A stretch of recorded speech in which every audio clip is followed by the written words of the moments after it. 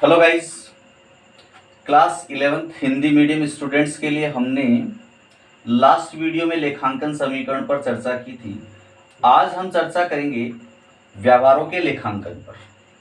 तो देखिए, जब हमने आपको दोहरा लेखा पद्धति पर वीडियो बनाया था आपके लिए, तो उसके अंतर्गत हमने आपको बताया था कि दोहरा लेखा पद्धति का अर्थ क्या होता है कि प्रत्येक व्यावसायिक व्यवहार या लेन देन के दो पहलू होते हैं। एक पहलू होता है डेबिट और दूसरा पहलू होता है क्रेडिट। यानी कि एक लेन और देन, तो लेन पक्ष को डेबिट किया जाता है, देन पक्ष को क्रेडिट किया जाता है। तो आपको अब इतना ध्यान रखना है कि जब भी कोई व्यवहार या कोई लेन देन व्यापार में होगा तो उस लेन देन को सबसे पहले आप प्रारंभिक लेखों की पुस्तकों में दर्ज करेंगे। कोई भी लेन देन जब व्यवसाय में होगा तो उसे सबसे पहले प्रारंभिक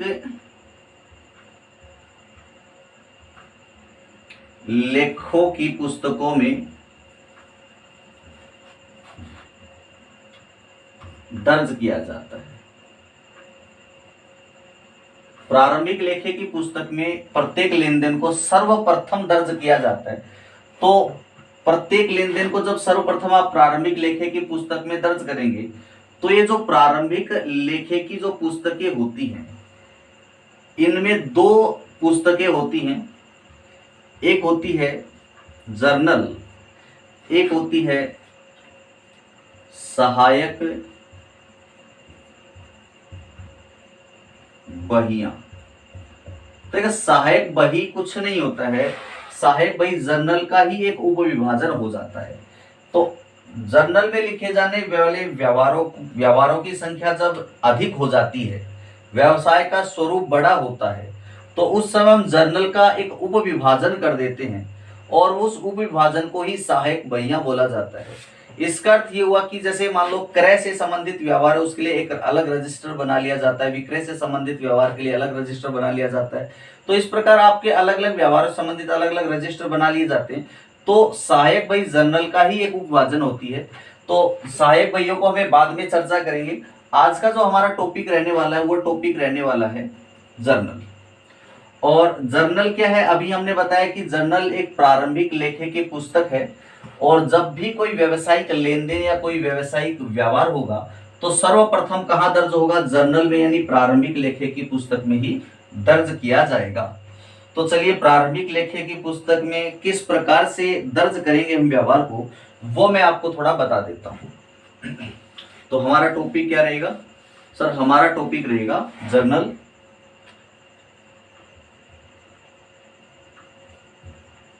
जर्नल। तो जर्नल के बारे में कुछ छोटी छोटी बातें पहले हम जान लेते हैं। जर्नल को हम क्या कहते हैं सर? जर्नल एक प्रारंभिक लेखे की पुस्तक है। जर्नल क्या है सर? प्रारंभिक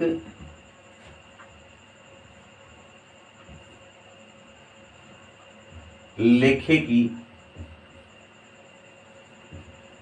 पुस्तक है। इसका अर्थ क्या हुआ? जिसमें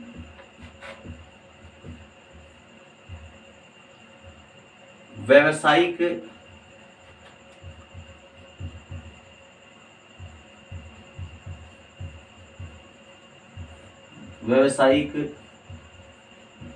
लेन देनों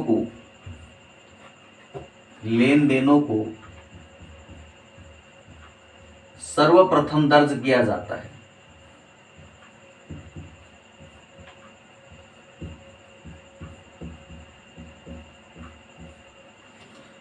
तो जब भी व्यावसायिक लेन देन होंगे तो सबसे पहले आप जर्नल में दर्ज करेंगे, क्योंकि ये प्रारंभिक लेखे की एक पुस्तक होती है।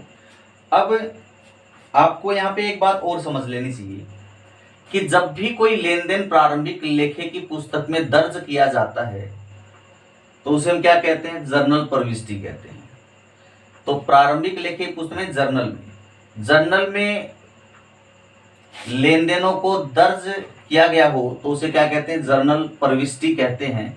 और इसी के साथ एक बात और बता देता हूं आपको, जर्नल में जब आप व्यवसायिक लेन देनों को रिकॉर्ड करते हैं, यानी कि जर्नल एंट्री आप जब जर्नल बुक में बना रहे हैं तो जर्नल एंट्री बुक में बनाने की जो प्रक्रिया उसे जर्नलाइजिंग कहा जाता है। तो चलिए जर्नल को किस प्रकार से आपको जर्नल में व्यवहारों को लिखना होता है वो बात बता देते हैं। तो सबसे पहले आपको यहाँ जर्नल का एक फॉर्मेट बनाना पड़ेगा। तो चलिए मैं आपको यहाँ जर्नल का एक फॉर्मेट बता देता हूँ। तो जर्नल का जो फॉर्मेट होगा उसमें सबसे पहला जो कॉलम होगा डेट का होगा। दूसरा एक कॉलम बनाया जाता है यहाँ पे पार्टिकुलर्स का, और एक जो यहाँ कॉलम बनाया जाएगा वो होगा लेजर फोलियो एलएफ का। एलएफ के बाद एक कॉलम बनाया जाता है यहाँ अमाउंट का। अमाउंट यानी कि रुपीज। अमाउंट किस में होगा सर? ये रुपीज में होगा। और ये अमाउंट के कॉलम को दो भागों में विभाजित कर दिया जाता है। यहां आएगा डेबिट अमाउंट, यहां आएगा क्रेडिट अमाउंट। और ये हो गया आपका जर्नल का एक सिंपल फॉर्मेट। अब देखिए इस फॉर्मेट में आपको प्रविष्टियों को कैसे दर्ज करना है। तो ये किसका फॉर्मेट है सर? ये जर्नल का फॉर्मेट है। जर्नल, आगे आप व्यवसाय का नाम लिखना चाहे लिख सकते हैं। देखिए जब मैंने आपको दोहरा लेखा पद्धति पढ़ाई थी तो उस समय दोहरा लेखा पद्धति के अंतर्गत हमने चर्चा की थी कि जब भी कोई लेन देन होगा तो प्रत्येक लेन देन के दो पहलू हैं, जिसमें एक ही आपका लेन और दूसरा कौन सा? देन। यानी कि लेन यानी लेने वाला, पहले कुछ लोगे बदले में कुछ देना पड़ेगा, तो आपको कुछ मिलेगा तो आपको बदले में देना पड़ेगा। यानी कि ये जो लेन वाला जो पहलू होता है ना, ये इधर लेन यानी जो आपने लिया है, इसे हमेशा हम डेबिट करते हैं और इसे हमेशा हम क्या करते हैं? क्रेडिट करते हैं। यानी कि ये आपका डेबिट साइड का जो पहलू है और ये क्रेडिट साइड का पहलू, यानी कि ये नाम का पहलू है और ये जमा का पहलू होता है। तो इसका मतलब ये होगा कि जब भी कोई व्यवसायिक लेन देन होगा तो कम से कम उस लेन देन के दो पहलू हैं और एक पहलू को डेबिट और दूसरे पहलू को क्रेडिट करना है। लेकिन जो पहलू डेबिट होगा सबसे पहले उस पहलू को जर्नल के इस पर्टिकुलर कॉलम में लिखा जाएगा, अकाउंट लगाया जाएगा। सबसे पहले जिसको डेबिट करना है उसे लिखो, सामने अकाउंट लगाओ और डीआर लिख दो। इसके बाद जो क्रेडिट जो पहलू है उसे क्रेडिट पहलू को कैसे दर्ज करना है? थोड़ा स्पेस छोड़ेंगे और फिर यहाँ लिखेंगे 2। अब क्रेडिट किसे करना, उस क्रेडिट अकाउंट का नाम लिखेंगे और यहाँ अकाउंट लगाएंगे। ये जर्नल एंट्री अपनी कंप्लीट हो गई। तो जो अकाउंट होगा उस पहले डेबिट अकाउंट होगा उसे डेबिट करेंगे, फिर 2 लगाएंगे, क्रेडिट वाले अकाउंट का नाम लिखेंगे और यहाँ अकाउंट लगा देंगे। जर्नल एंट्री कंप्लीट होगी। तो डेबिट का अमाउंट इस डेबिट कॉलम में लिखा जाएगा और क्रेडिट के सामने क्रेडिट कॉलम में क्रेडिट का अमाउंट लिख दिया जाता है। तो यहाँ ये जो हमने बनाया, क्या बनाया सर? अकाउंट DR2 अकाउंट, यानी कि यहाँ अकाउंट का नाम आएगा, किस अकाउंट को डेबिट करना है, यहाँ किस अकाउंट को क्रेडिट करना है उसका नाम लिखा जाएगा। तो ये जो आपने लिखा है इसे कहते हैं जर्नल प्रविष्टि। जर्नल एंट्री इंग्लिश में कहा जाता है, हिंदी में इसको रोजनामचा प्रविष्टि या जर्नल प्रविष्टि कह सकते हैं। साथ ही में डेट का जो कॉलम होगा, डेट के कॉलम में सबसे पहले आपको ईयर को लिखना है, फिर आपको मंथ्स को लिखना है, फिर आपको डेट को लिखना है। और यहां ये जो आपने लिखा है जर्नल एंट्री बनाई है, इसका जो डिटेल हम यहां नीचे लिख देते हैं वो डिटेल होती है नरेशन। तो जर्नल एंट्री आपने यहां बनाई है, उस जर्नल यहाँ पे डेबिट वैल्यू, यहाँ पे क्रेडिट वैल्यू, और जो जर्नल एंट्री बनाई है उसकी डिटेल जो यहाँ लिखा जाएगा, इस डिटेल को कहा जाता है नरेशन। डिटेल को क्या कहा जाता है? नरेशन कहा जाता है। अब देखिए आगे मैं आपको बातें और बता देता हूँ। जब भी आपको व्यवसायिक लेन देनों को जर्नल में दर्ज करना हो तो आपको एक निश्चित प्रक्रिया से होकर गुजरना पड़ेगा। तो सबसे पहली बात मैं आपको एक छोटी सी बात बता देता हूं कि जब भी आप लेन देनों को दर्ज करेंगे तो सबसे पहले आपको जिस प्रक्रिया को फॉलो करना है, जिस प्रोसेस को फॉलो करना है, उस प्रोसेस में क्या करना है? देखिए सबसे पहला काम जर्नल में व्यवहारों को दर्ज करने के लिए सबसे पहला काम क्या करना पड़ेगा सर? सबसे पहला काम ये करना पड़ेगा, हमें व्यवहार को पढ़ना है और व्यवहार को पढ़ के हमें विश्लेषित करके व्यवहार को ये पता करना है कि उसमें कौन कौन से खाते प्रभावित हो रहे हैं। व्यवसाय के व्यवहार में प्रभावित खातों के नाम पता करो। खातों के नाम क्या है ये पता करो। और प्रभावित खातों के नाम पता करने के बाद इन प्रभावित खातों की प्रकृति पता करो। प्रभावित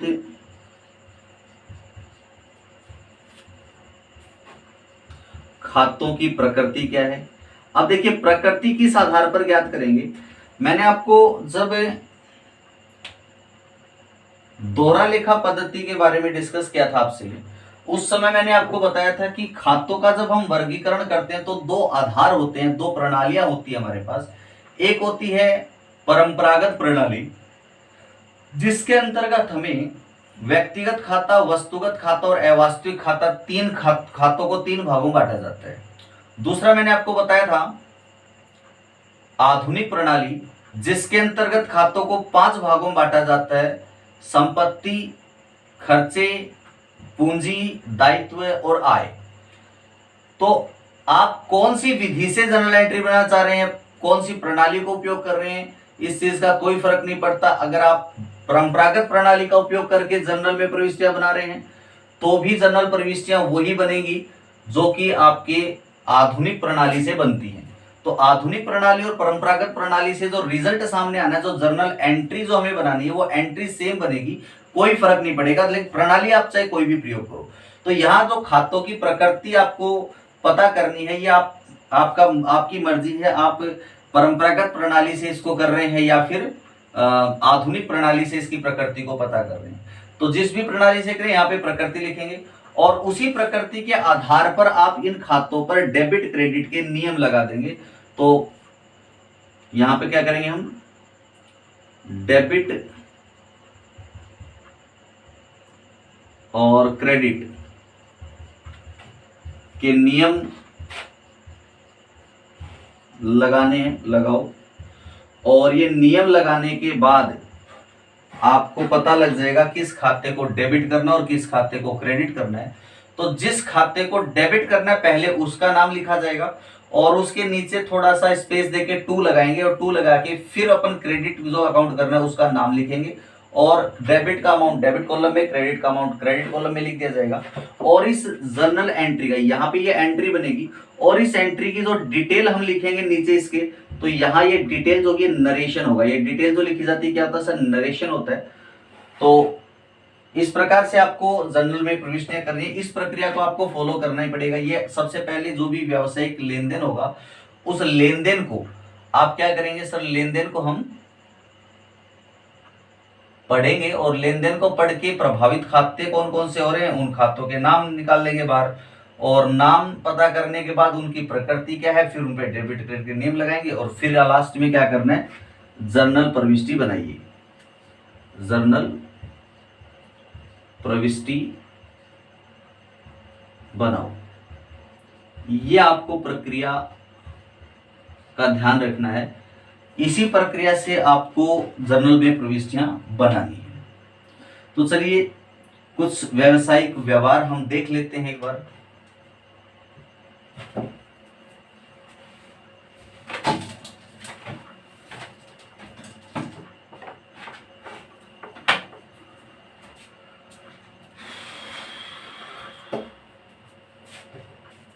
तो चलिए अब हम कुछ व्यावसायिक व्यवहारों को देख लेते हैं किस प्रकार से दर्ज किया जाएगा।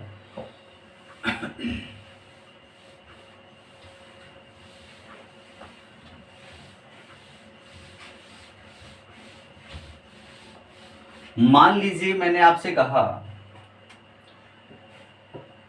कि राम ने रुपए 5 लाख लगाकर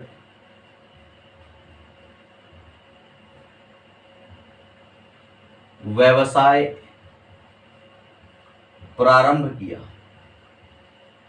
अब बताइए हमें क्या करना है, जर्नल में प्रविष्टियां करनी है और जर्नल में जब प्रविष्टि होगी तो जर्नल का हम फॉर्मेट बना देंगे। पहले यहाँ पे एक कॉलम बनेगा डेट का, एक कॉलम बनेगा यहाँ पे पार्टिकुलर्स का, एक यहाँ कॉलम बना देंगे लेजर फोलियो का और यहाँ डेट अमाउंट का जो कॉलम होगा 2 भागों में विभाजित हो जाएगा, डेबिट अमाउंट और क्रेडिट अमाउंट। LF यहाँ डेट देखिए जरा क्या कर रहे हैं हम। ये कॉलम किसका होगा सर, ये पर्टिकुलर्स का होगा, और ऊपर आपको लिख देना है यहाँ पे जर्नल ऑफ, किसका जर्नल है उसका नाम लिखा जाएगा यहाँ पे, व्यवसाय का नाम। तो प्रश्न था, राम ने ₹5 लाख लगाकर व्यवसाय प्रारंभ किया, इस व्यवहार की जर्नल प्रविष्टि हमें करनी है। तो इस व्यवहार की जब आप जर्नल प्रविष्टि करेंगे तो सबसे पहला काम, इसमें प्रभावित खाते कौन कौन से। इसमें प्रभावित खातों को जानने से पहले आपको यह जान लेना जरूरी होगा कि जब हमने आपको लेखांकन सिद्धांत बताए थे उस समय हमने आपसे चर्चा की थी कि आपके व्यवसाय का स्वामी और व्यवसाय दोनों का अस्तित्व क्या होता है, पृथक पृथक होता है, दोनों का अलग अलग अस्तित्व होता है। इसलिए आपको व्यवसाय को और उसके स्वामी को दोनों को अलग अलग मानना है, एक नहीं मानना। तो देखिए, राम ने 5 लाख रुपए लगाकर व्यवसाय प्रारंभ किया, तो एक यहाँ पे 5 लाख रुपए लगाकर व्यापार प्रारंभ किया है, तो व्यवसाय को क्या मिला है सर, व्यवसाय के पास कैश आ गया, तो व्यवसाय को मिला कैश। रुपए का मतलब क्या होता है, रोकड़, रोकड़ को इंग्लिश में क्या कहते हैं, कैश कहते हैं, CASH, कैश, कैश मतलब रोकड़ हो गया। और ये कैश बिजनेस को किसने दिया सर, ये कैश दिया है मिस्टर राम ने, और राम कौन है, व्यवसाय का स्वामी। और यहाँ पे व्यवसाय स्वामी जब व्यवसाय में धन लगाता है तो इस प्रकार के धन को क्या कहा जाता है, पूंजी कहा जाता है, नहीं कैपिटल इंग्लिश में कहा जाता है। तो राम के नाम की जगह किसका नाम यूज होगा सर, कैपिटल का नाम यूज होगा। कैपिटल मतलब क्या होता है, पूंजी होता है। देखिए ये रोकड़ है और इसको हिंदी में पूंजी कहा जाता है। तो कैश, इसमें प्रभावित जो खाते हैं, एक कैश अकाउंट होगा और दूसरा कैपिटल अकाउंट होगा, इसमें प्रभावित खाते।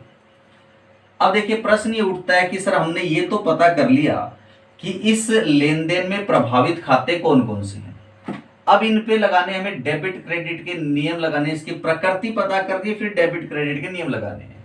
अब प्रकृति पता करनी है तो मैं आपको बता देता हूं कि दोहरा लेखा पद्धति में जर्नल में प्रविष्टियां करने के लिए मैंने आपको 2 प्रकार के नियम बताए हैं, एक आधुनिक नियम बताए हैं और दूसरे परंपरागत नियम बताए हैं।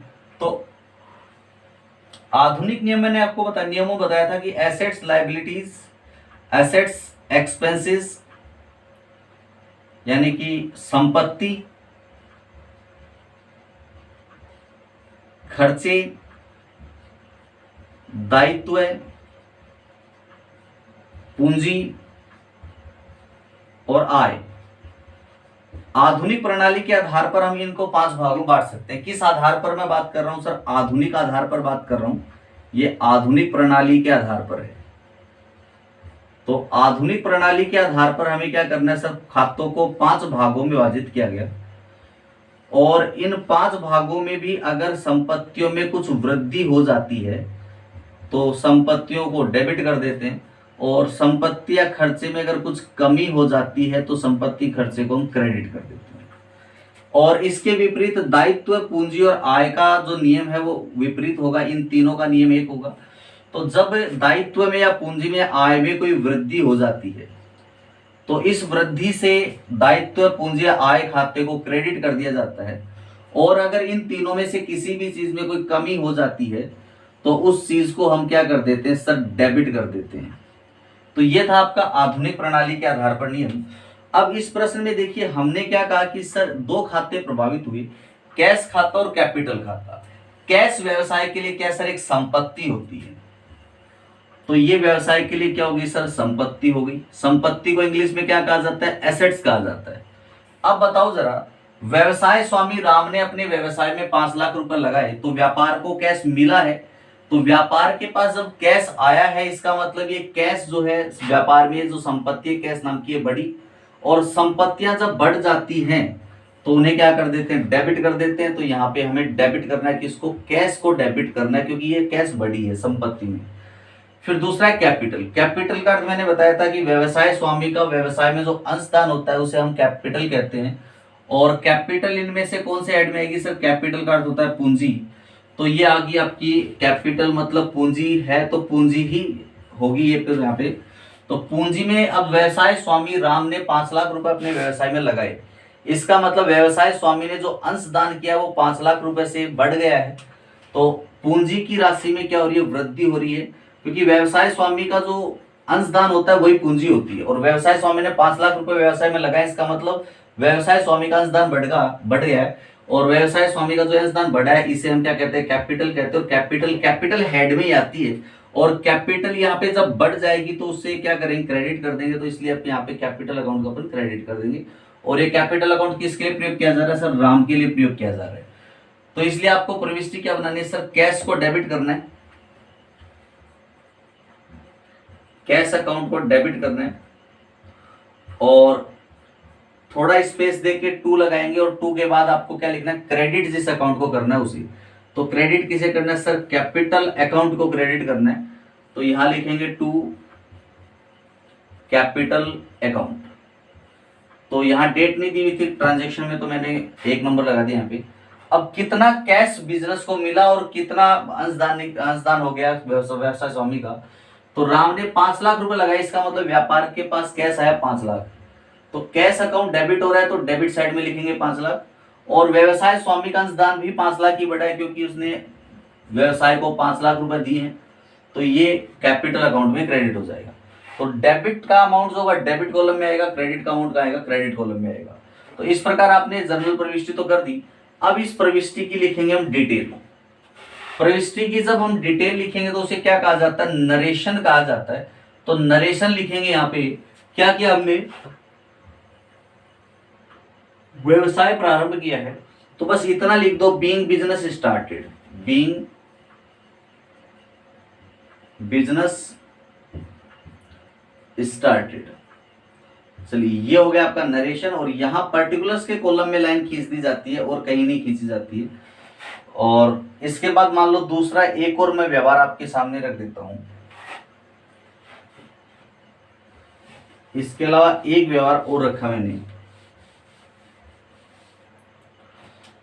दूसरा व्यवहार, रुपए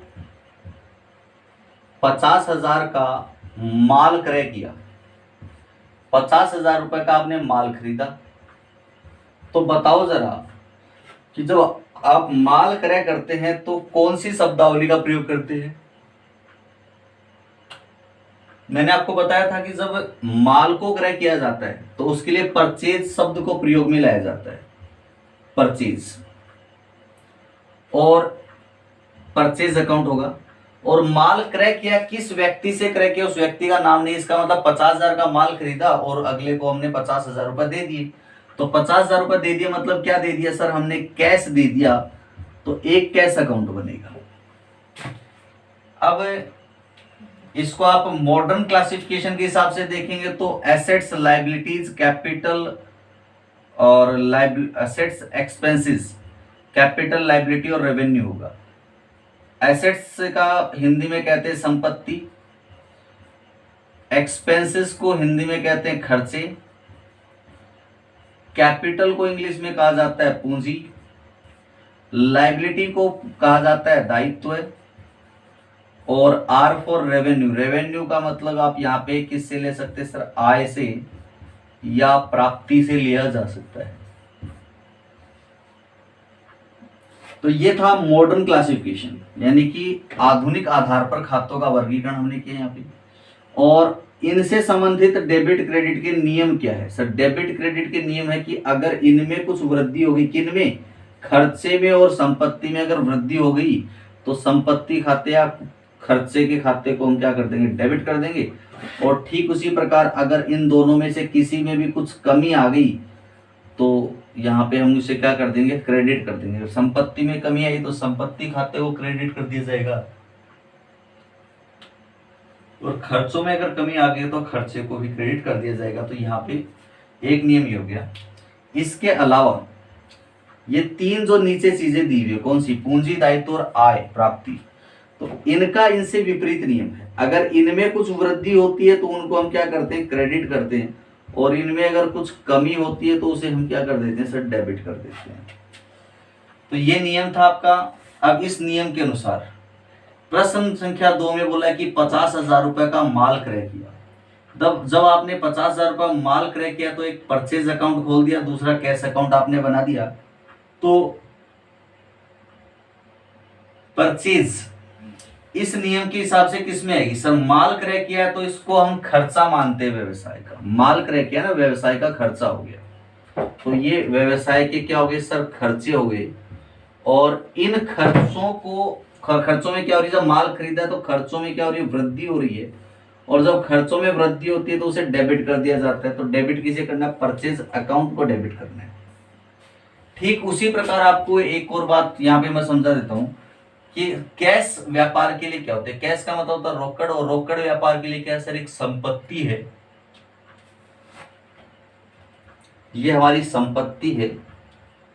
संपत्ति संबंधी नियम क्या कहता है कि संपत्ति में वृद्धि हो तो उनको डेबिट करो और कमी हो तो उनको क्रेडिट कर दो।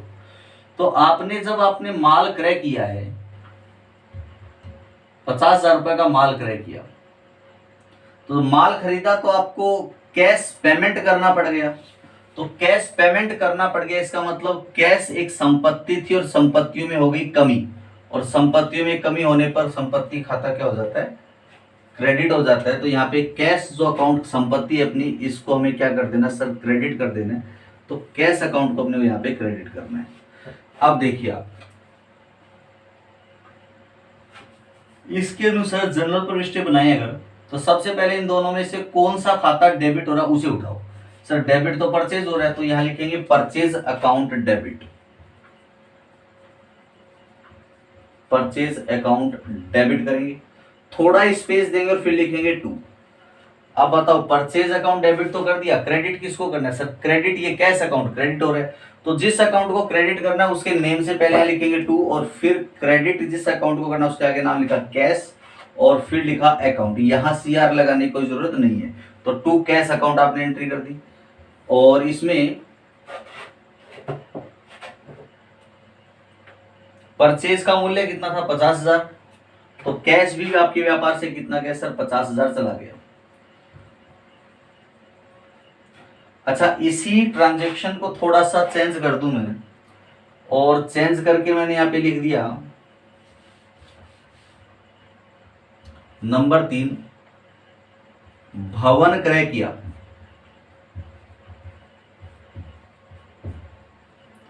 रुपए 3 लाख।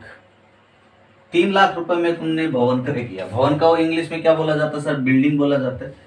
तो भवन एक संपत्ति होगी व्यापार के लिए, तो एक तो बिल्डिंग अकाउंट बनेगा। अब भवन को क्रय किया है, किससे क्रय किया? किसी का नाम नहीं, इसका मतलब आपने भुगतान नकद में किया और क्या किया आपने? बिल्डिंग को ले लिया, तो कैश अकाउंट बनेगा और बिल्डिंग अकाउंट बनेगा। ये दोनों ही व्यवसाय के लिए क्या सर? संपत्ति है। थोड़ा सोचिए, बहुत ही सरल सा काम हो गया कि जब एक लेन देन में दोनों ही संपत्तियां आ गई हैं, तो इनमें से एक को डेबिट करना है, एक को क्रेडिट करना है। तो देखिए आपने क्या खरीदी सर? बिल्डिंग खरीदी। बिल्डिंग संपत्ति है, और इस बिल्डिंग को संपत्ति है तो इसमें क्या हो रही है सर? वृद्धि हो रही है, और वृद्धि हो रही है तो इसे डेबिट करेंगे। भवन क्रय करेंगे, बिल्डिंग खरीदेंगे, तो बिल्डिंग आपके व्यवसाय में आएगी तो संपत्ति में वृद्धि हो जाएगी।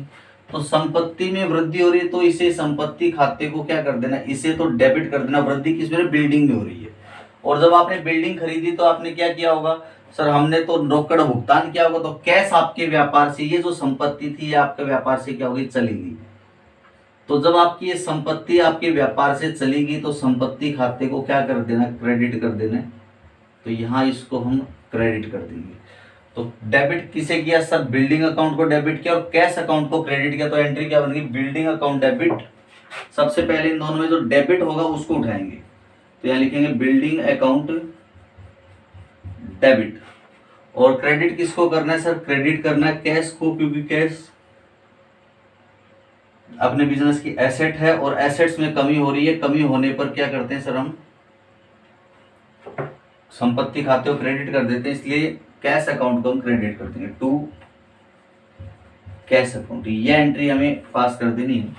और इसका जो व्यवहार का जो अमाउंट था वो था 3 लाख रुपए, तो यहाँ लिखेंगे रुपए 3 लाख। तो इस प्रकार आपको क्या करना है? सामान्यतः जनरल प्रविष्टियां आपको इस प्रकार से बनानी है। तो हमने पहला क्या किया, इस लेन देन में प्रभावित खातों के नाम लिखे, फिर उन प्रभावित खातों की हमने पहचान की है, संपत्ति है, खर्चे हैं, पूंजी दायित्व है, आय प्राप्ति है। पहचान करने के बाद इन पर आप डेबिट क्रेडिट के नियम भी लगा सकते हैं। अभी मैंने जो जनरल प्रविष्टियां की है ये 3 जो हमने जनरल प्रविष्टियां की है, ये तीनों जनरल प्रविष्टियां हमने आधुनिक प्रणाली के आधार पर बना दी है। अगर आप परंपरागत प्रणाली के आधार पर भी जनरल प्रविष्टियां बनाते तो सेम यही जनरल प्रविष्टियां बनती, कोई फर्क नहीं आता। तो नेक्स्ट वीडियो में हम कुछ न्यूमेरिकल क्वेश्चंस जर्नल से रिलेटेड सॉल्व करेंगे, यानी जर्नल एंट्री को किस प्रकार दर्ज किया जाता है, इससे रिलेटेड कुछ और क्वेश्चंस हम नेक्स्ट वीडियो में आपके साथ डिस्कस करेंगे। आज के लिए बस इतना ही। Thank you very much.